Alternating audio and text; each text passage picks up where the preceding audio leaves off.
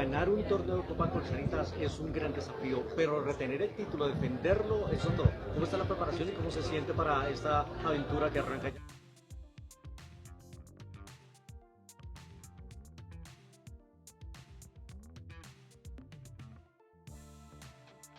Sobrang di ko pa mapaniwala. Maraming salamat sa suporta. Sana patuloy yung So looking forward to play against Alex because we played in Osaka. for United States, especially the juniors. I think it's a great opportunity to be exposed to this level and this. This is not just a tennis story. This is a collision of fame and fire, privilege accusations and national pride, silence and revenge, and a young athlete who decided she would no longer smile through disrespect. Before a racket was even swung, before a single ball was struck, Alex Eala had already stepped into the most explosive week of her career, and the spark didn't come from the court, it came from a room full of power, whispers, and egos. Welcome back to Champions Tennisics, where we don't chase headlines, we rip them open, because what you're about to hear isn't about who hit the cleanest forehand, it's about what happens when someone tries to rewrite your entire life in one sentence and you refuse to let it stand. Philippine sports has never seen a storm like this, and by the end of it, nothing looked the same. The nation didn't just watch tennis this week, it felt it. It argued about it. It took sides. And at the center of it all stood Alex Eala, calm on the outside, volcanic underneath, ready to remind everyone that respect is not given, it is earned, and sometimes, it is enforced. The stage was set far away from the cameras, in a private VIP space in Manila, the kind of place where status speaks louder than truth and reputations are traded like currency. Celebrities laughed, glasses clinked, polite conversations floated through the room, and then, according to multiple accounts that spread like wildfire, one voice cut through it all. That voice allegedly belonged to Sarah Geronimo, one of the most powerful pop icons in the country, and what followed detonated like a grenade in Philippine sports culture. The accusation was simple, cruel, and devastating. Alex Eala, the girl carrying a nation's tennis dreams, was allegedly labeled a product of money, not merit, a rich kid who bought her way to success, a name that existed because her parents could afford Europe, Spain, and elite academies. Years of sacrifice were reduced to a bank statement. Sweat was dismissed as spending. Pain was rewritten as privilege. And then came the second blade. Reports claim Alex's loyalty to the Philippines was questioned, her decision to train abroad framed as abandonment, her global career twisted into betrayal. The message was brutal. You left. You don't belong. You didn't earn this. For anyone who truly understands what elite sport demands, that accusation isn't criticism, it's character assassination. Alex Eala didn't just hear an insult, she heard her entire identity being stripped away in front of people who had never bled on a court, never trained through loneliness, never lost in silence thousands of miles from home. This wasn't gossip. This was personal. To understand why this moment mattered so much, you have to understand who Alex Eala really is. She didn't grow up in comfort chasing fame for fun. She left home as a child, sent to Spain to train at the Rafa Nadal Academy, carrying a suitcase heavier with expectations than clothes. She learned to live without family, without familiar food, without language, without comfort. She woke up every day knowing that if she failed, there was no safety net of excuses waiting for her. She survived the junior grind, the losses no one posts about, the wins no one remembers, the endless travel, the mental isolation. She made history in 2021 by winning the US Open Girls Doubles title. In 2022, she did something no Filipino had ever done before, lifting the French Open Girls Singles trophy. She didn't celebrate and disappear, she kept pushing, earning a bronze medal at the Asian Games, forcing the tennis world to acknowledge the Philippines on a map it had ignored for decades. In 2024, she cracked the WTA Top 100, then surged into the Top 50, not because of hype, but because her game demanded respect. None of that came free. None of that came easy. And none of that can be bought. Money doesn't teach you how to survive match point with your legs shaking. Money doesn't teach you how to lose in one country, board a plane, land in another, and do it again with no applause. Money doesn't give you the nerve to stand alone on court while the world waits for you to fail. That's built. That's earned. So when Alex heard those words, something changed. 4 years, fans knew her as polite, humble, almost shy, the smiling face of Philippine tennis, grateful in interviews, careful with her words. But even the quietest people have limits, and according to witnesses, this was the moment Alex reached hers. The response wasn't polished. It wasn't rehearsed. It wasn't diplomatic. It was raw. It was emotional. It was the sound of someone defending their life's work. Exact quotes may never be confirmed, but the message was unmistakable. Do not question my sacrifice. Do not rewrite my journey. Do not doubt my love for my country. The room reportedly froze. No laughter. No chatter. Just the uncomfortable realization that this wasn't a celebrity spat for headlines. This was a nerve exposed. This confrontation touched something deeper than tennis or music. It struck at a long-standing wound in Filipino sports culture, the toxic belief that if an athlete trains abroad, they are somehow less Filipino, less loyal, less deserving of pride. It exposed the impossible standard placed on athletes, expected to win globally but remain physically rooted locally, expected to chase excellence without leaving home, expected to be world-class without world-class resources. Social media erupted within hours. Team Alex versus Team Sarah. Accusations of elitism clashed with arguments about opportunity. Some claimed the comments highlighted inequality in sports funding. Others saw it as jealousy disguised as patriotism. Think pieces flooded timelines. Hashtags trended. The country argued with itself. But while the internet screamed, Alex went quiet. No angry posts. No interviews. No clarifications. No apologies. Because true competitors don't fight every battle with words. They choose their arena. And for Alex Eala, there is only one place where answers matter. The court. The timing couldn't have been heavier. This was the same week the Philippines hosted its first ever WTA tournament, the Philippine Women's Open, a milestone decades in the making. For the first time, world-class women's tennis wasn't happening on a screen at 3 a.m., it was happening at home. And Alex wasn't just playing in it, she was the face of it. The pressure was already crushing. Home crowds don't whisper, they demand. They don't hope quietly, they expect miracles. Every point feels national. Every error feels amplified. Add the emotional fallout of a public confrontation with one of the country's biggest stars, and most athletes would break before the first serve. But Alex didn't arrive looking shaken. She arrived looking focused. Earlier in the season, critics had already circled her after an early Australian Open exit. The murmurs were back. Maybe last year was a peak. Maybe the pressure is catching up. Maybe she's not ready for this level. The Sarah Geronimo incident poured gasoline on those doubts. The narrative was waiting to swallow her whole. But champions don't argue with narratives. They erase them. Her opening matches at the Philippine Women's Open weren't flashy. They were controlled, professional, efficient. No drama. No theatrics. Just business. But beneath that calm was something building, something sharp, something personal. The storm hadn't passed. It was gathering. And it was waiting for the right moment to break. That moment arrived in the round of 16, and if you were watching closely, you could feel it before the first ball was struck. This wasn't just another match on the schedule. This was a reckoning. Across the net stood Himeno Saketsum of Japan, a name that carried unfinished business, a ghost from Alex Eala's past that had never fully left her.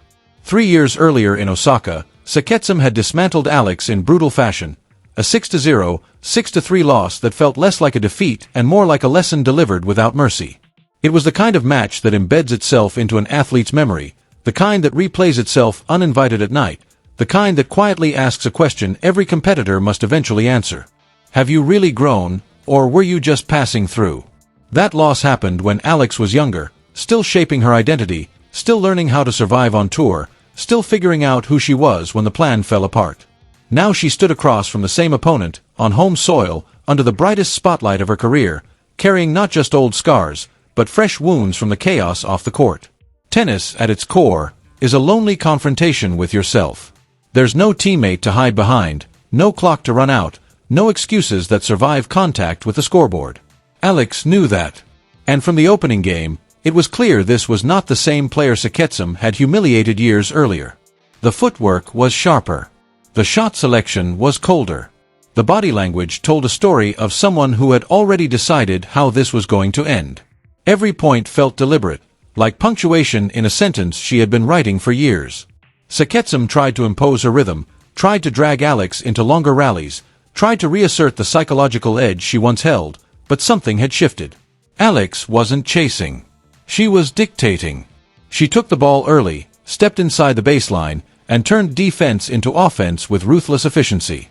The crowd felt it too. Every winner landed heavier than the last. Every fist pump carried more than joy, it carried release. This wasn't celebration.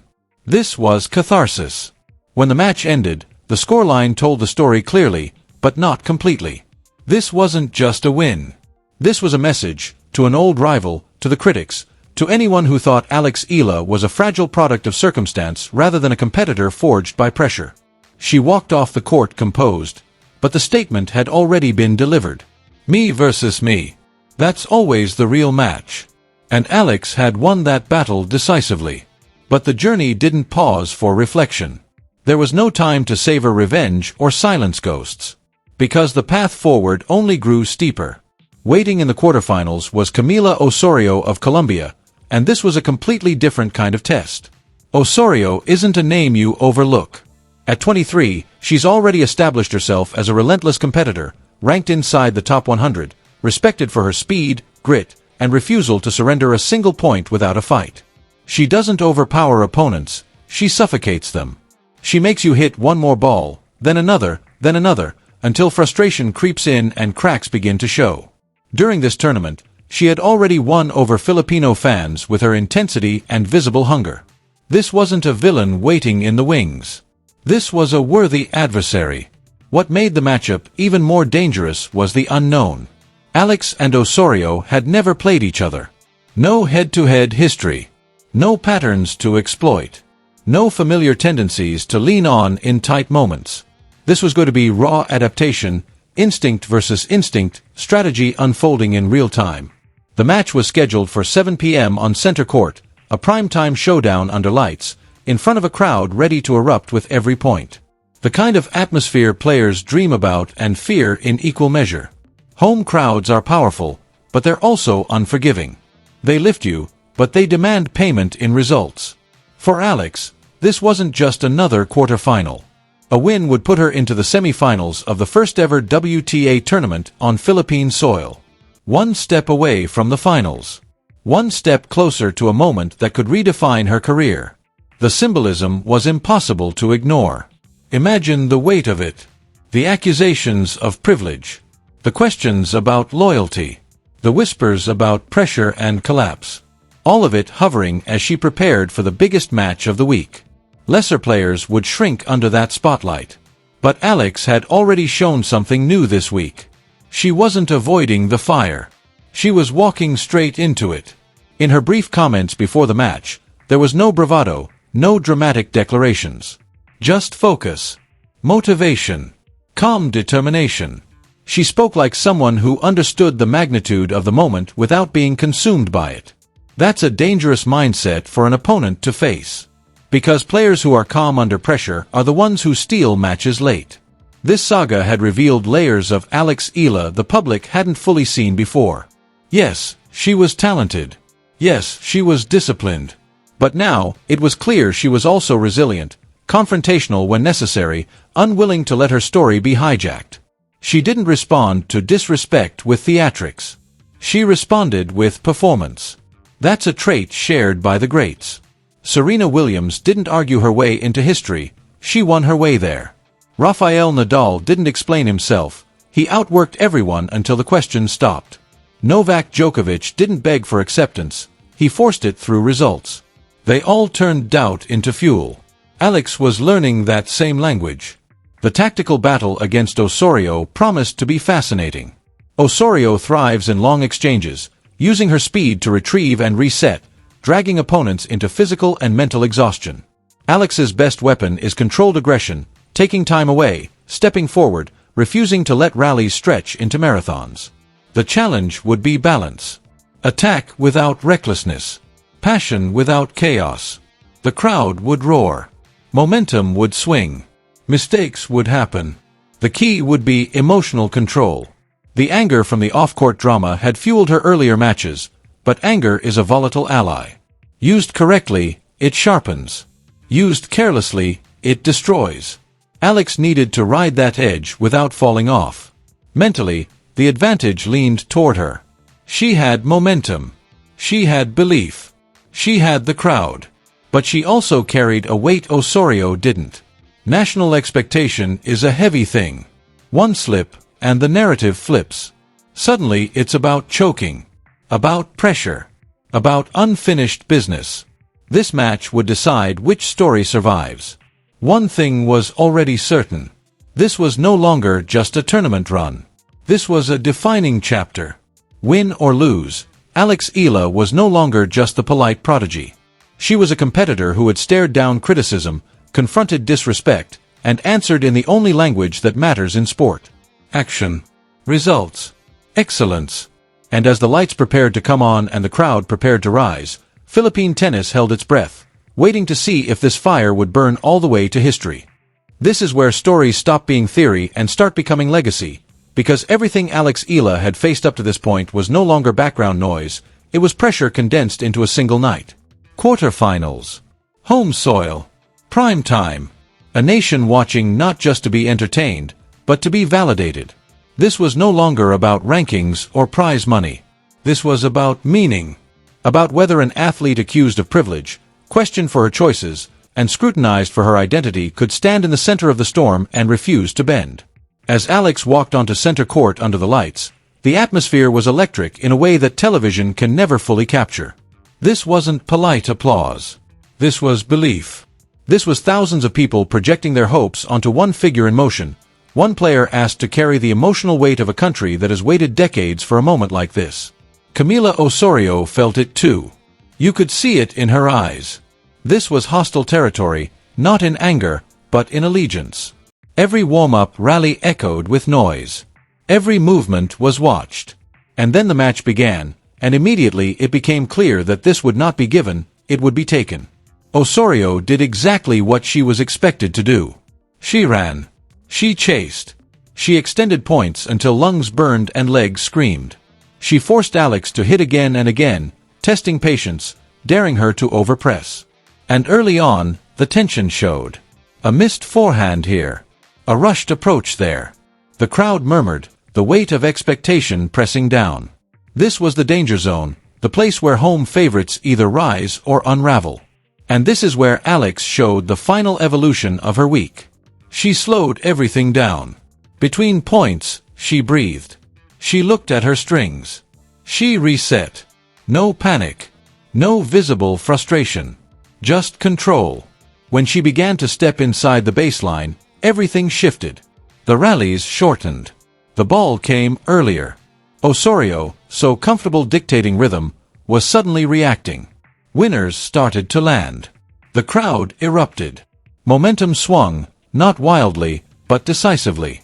This wasn't a fluke run fueled by emotion anymore. This was a player imposing her game under maximum stress. Every hold of serve felt like a statement. Every break point converted felt like punctuation. By the time the match reached its critical phase, one truth was undeniable. Alex Eala was not surviving the moment. She was owning it. When the final point ended and the realization hit that she was through to the semifinals, the reaction was visceral. The crowd didn't just cheer, it exploded. This wasn't just joy. This was release. Years of waiting.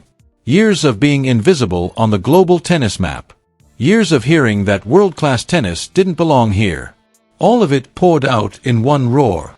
Alex didn't collapse. She didn't scream.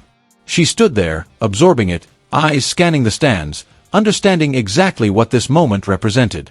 One match away from the final. One match away from history. And suddenly, the poetic symmetry of the week became impossible to ignore. Accused of abandoning her country, she was now lifting it. Questioned for leaving home, she was now bringing the world home.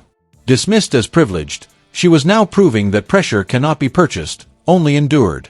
The semi-finals loomed, and the stakes only grew higher. A win there would send Alex into the final of the first-ever Philippine WTA tournament, a scenario so symbolic it almost felt scripted. But sport doesn't care about poetry. It cares about execution. And Alex knew that. In her post-match words, there was no triumphalism, no revenge talk, just gratitude, focus, and the acknowledgement that the job wasn't finished. That mindset is what separates moments from legacies. This entire saga had stripped away the illusion that elite athletes are immune to words. Alex was hurt.